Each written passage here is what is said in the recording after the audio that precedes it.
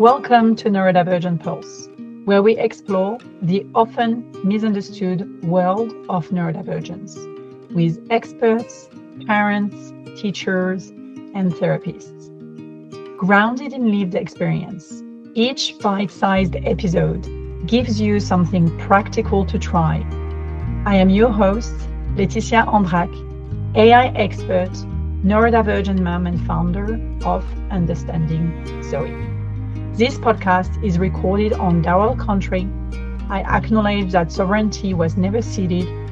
It always was and always will be Aboriginal land. Hello, Madeleine. Welcome to the Neurodivergent Pulse podcast. Thank you. I'm very excited to be here. I could see your face when I say Madeleine. I love it. I love it. Nobody says it as well as you. Yeah. So as I told you in the past, and for our listener, my grandma was called Madeleine, and I love this name. I find it really beautiful. So here I am. So Madeleine, for our listener who haven't had the chance to meet you yet, can you share a bit more about yourself and how you ended up doing the work that you do with Wondiverse? Yeah, so this will be probably a very common story for many people listening to this. My youngest child was severely struggling with school particularly, and nothing I was doing was making any difference. And something happened that was awful. And so we went to a psychologist, and it was only then that person said, I think your child is autistic and ADHD. And at that point, I really thought that it was only boys and that it looked like a certain way. They were hyperactive and they loved trains. Like I had a very stereotypical version of it. And that sent me down the rabbit hole in the way that only a neurodivergent person can go, because I went completely down the rabbit hole of research and discovering things and finding institutions. And I got headhunted to work for one. And it was there that the culmination of my life came together. I'd always been someone who created extraordinary experiences and events for people. And I'd always done training and leadership and mentorship. So when I was 8, I used to play businesses, and I created this business called Wondiverse. And 3 years ago, I went, it's time to actually make it. So now what I do is exactly that. I create experiences and play events for all neurotypes, and training and consulting in neuroinclusion. And along that journey, found out myself and my entire family are autistic ADHD. Yeah, the journey of understanding, right? This is really that. And that's what I love about many of us, is this journey of self-discovery and understanding and, the grief that comes with it. So let's actually dive a bit deeper in that. You said you had this, typical view of what ADHD looks like. And actually we often hear in conversation, ADHD, people find it hard to focus, they have time blindness, all of those kind of things, impulse control. But you approach this through a lens of creativity and play and belonging. So can you share a bit with us about, from your experience, lived experience, in yourself or with your children, what has been what's underneath the surface of an ADHDer? Yeah, I think one of the really common misconceptions with ADHD is those things like you're either hyper-focused or you're lazy or you're super energetic. And people look at it that way, where actually what's fundamental is regulation and an inability to regulate. So I was working with a mechanic, and they were telling me that car pistons go like this, right? And as soon as the pistons stop doing that, there's this whole impact on the car. And with a neurotypical person, their brain, their body, their systems go like this. And yeah, so she's doing with her hand, she's showing. I'm going up and down like a piston. Yeah, I'm going up and down like a piston very badly. You're not missing much. And so then with neurodivergent people, that up and down regulated motion of the piston will either go very, very quickly or stop altogether or be in a jarring rhythm, and there's an enormous impact on the rest of us. So actually, regulation is key, and there's multiple pathways to that. And what we find with creative activity or play-based activity is it's a real opportunity for regulation and regulating in a way that works for you. There's not like tight parameters to it. It's got a loose scope that you can be inside of to regulate yourself. I love that. And that is so true. I shouldn't say that is so true. That is so true for myself. I really find that regulation, and for me, my outlet will be singing. I'm always, since I'm little, I'm inventing lyrics when I do things. It's like my way of stimming and soothing and regulating my nervous system. And I find that when I am in that space, I'm able to do things that I'm not able to do if I am in a state of dysregulation or when my nervous system is heightened. I love that. Yeah, and I think the part for me, like the barrier to me even recognizing myself as ADHD, was I really thought it was like physical hyperactivity, right? And I never saw the bit about, it wasn't until I was in the process of diagnosis and they said, okay, so just tell me about your life and what you do. And I reeled off like 20 things. And I said, look, there's probably more, but that's the basics. And the person just laughed and said, yeah, I reckon that's the profile of someone with ADHD. And I'd never gotten the mental activity of it and the kind of speed in which I think. And so then what started to happen was I could see the mental dysregulation more clearly. And then I started to look back on my life like you did. So when I was little, I was a dancer. So I was always dancing and moving. And I did it, a lot, like professionally until I was 20, 21. And so even when I was talking to someone, I would be dancing. People would say, you're always dancing. And I thought it was like this quirky, creative thing, but actually it's a form of regulation. And when I move my body and I'm moving around what we know scientifically is that it supports your executive functioning to kick in. Yes. So, there's been all this discovery about what it looks like in a female presentation, which, as we know, has far less research or far less documented experience. Yes, which is a beautiful segue to the next question, which is all about the late diagnosis layer. And you share openly on your website and so on, so that you were assessed when you were a 49-year-old. And I think a lot of parents in our community listening to the Neurodivergent Pulse or coming across Understanding Zoe and, our app and our work, they go through the journey, which has been my lived experience of, okay, so I don't think there is anything different in my child because they act and they do and things that I was doing as a child. So why are you telling me I should seek for an assessment? And then opening the conversation with family members and things like that, and then going through our own journey.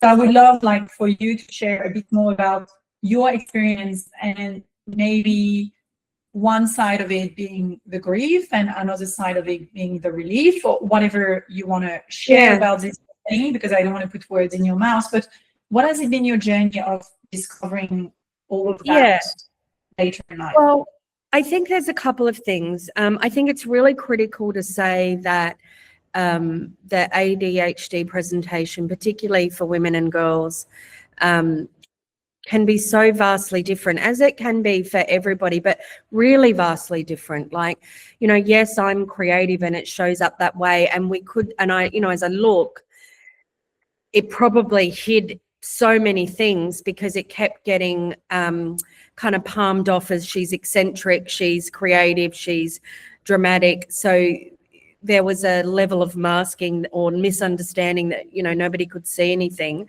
But it could equally be the case, you could be mathematically obsessed, or, you know, you could be someone who's just a deep empath and nobody spots it because they go, well, she's just really kind. So there's lots of things about how it all gets hidden along the way. And, you know, we do learn to mask and we do learn to survive. You know, I think women learn to survive like neurotypical and neurodivergent women have to learn to survive in ways that men don't. So, you know, it makes sense to me that we mask more because we've just always been taught to be good at it. So it took me a long time to recognize that there was anything I was really dealing with, because I'd just learned to survive and not learnt to survive, you know, like even at a base level, but like even really succeeded. Yeah. And the thing about it though was at what cost? Because as I went on in my life, there was a greater and greater cost to me. And I began to notice I just did not have the energy to keep going the way that I was going.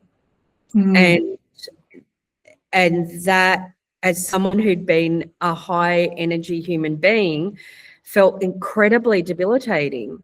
And so I was really on the fence about, do I get a diagnosis? Don't I get a diagnosis? You know, all of that. What's the point?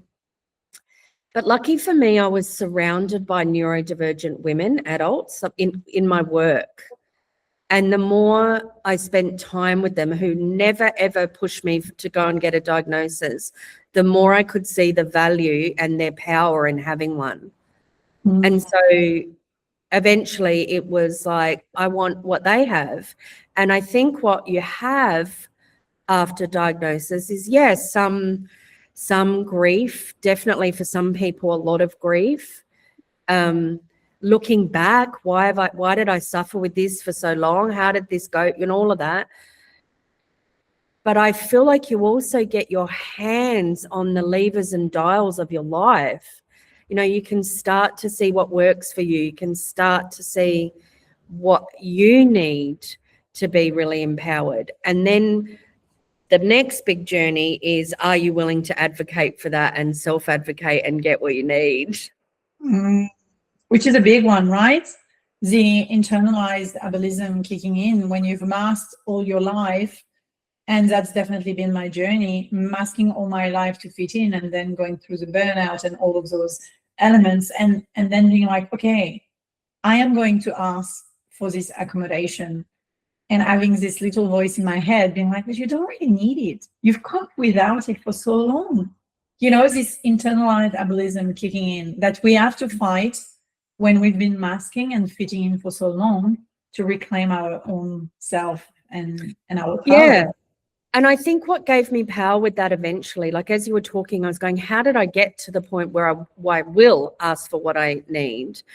And I remember it was like, you know, like anything, once you begin to meet your community, you start to meet like elders and people who've been through it a lot longer than you. And, you know, so I was talking to what I would call an elder in the community, and they were saying, look, even from an evolutionary perspective, the way that neurodivergent people think is this predominant source of innovation for humanity. Most innovation comes from divergent thinking, and it comes from systems thinking and associative thinking, and a lot of the things that we are typically known for as a neurodivergent person. And it's your job to bring that to life and bring that to humanity, and to not diminish the power you have to innovate in your thinking and in your expression, and the rest of us will rise. And there was like a call to action where I went, this isn't just about me anymore. This is about what's possible for human beings if we really are empowered as our whole selves. Yeah, agree. I love that. Which is, again, a beautiful way to weave into the next question, which is, you've seen through your work, you know, at the intersection of art and neurodivergence and creativity, different families and children who may identify as ADHD or may have an assessment of ADHD.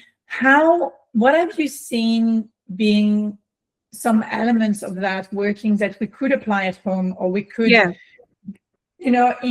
investigate in the school system, or we could investigate, by ourselves? What are the things, because I'm always keen to learn. And again, whatever you share here, it's for everyone to experience and see if that's working for them. But do you have anything that you've witnessed working in different situations?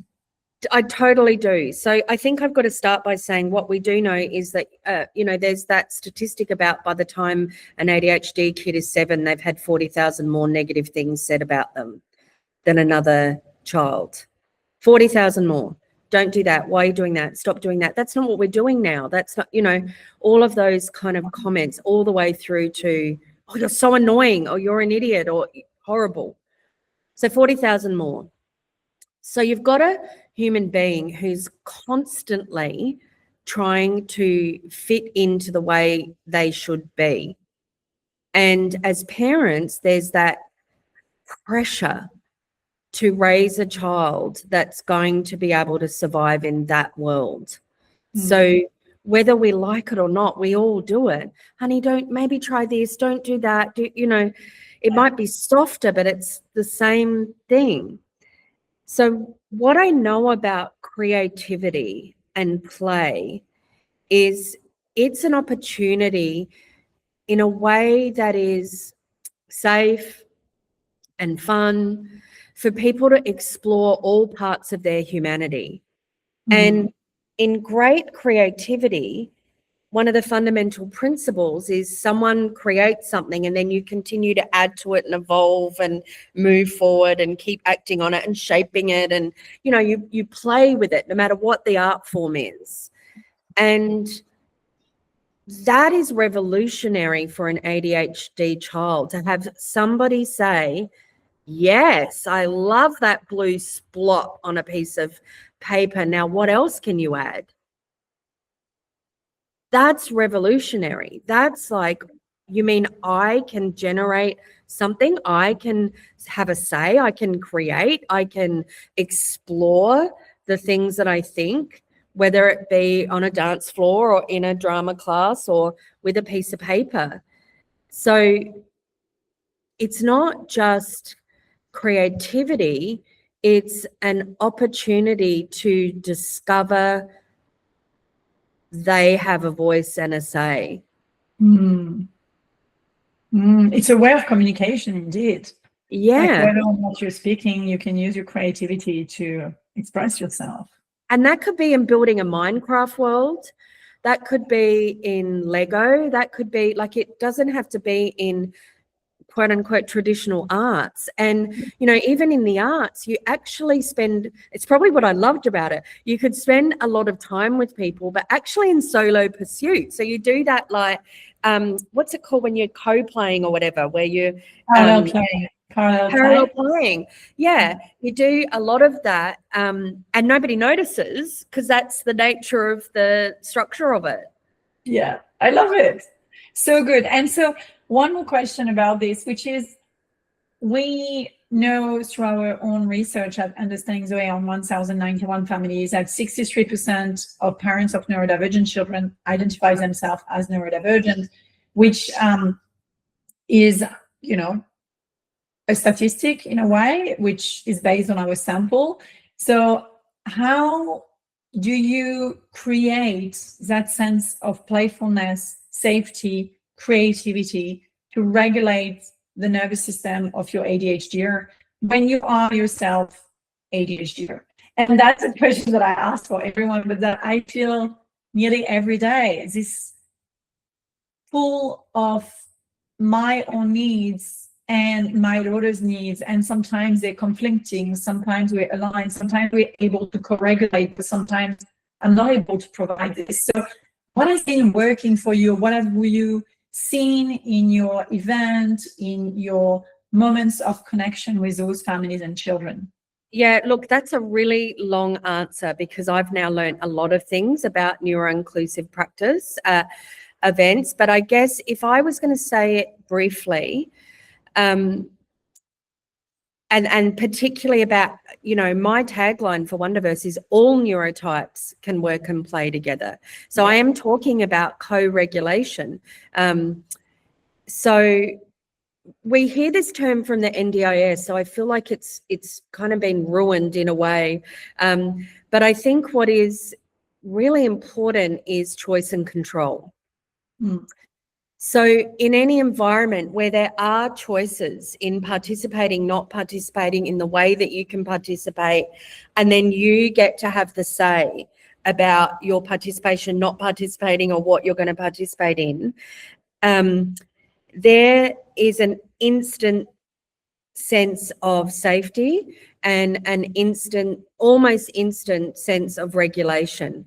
And then if you can do that even in your own homes, where as a mother with a child or a father with a child, someone else with a child, that there's choice in participating or not, there's choice in what to participate in or not, and that you have the say with that, you can end up doing the dance together of regulating the way you want. And that is in the simple things, like in our house, I really struggle with light. For me, I really struggle with light.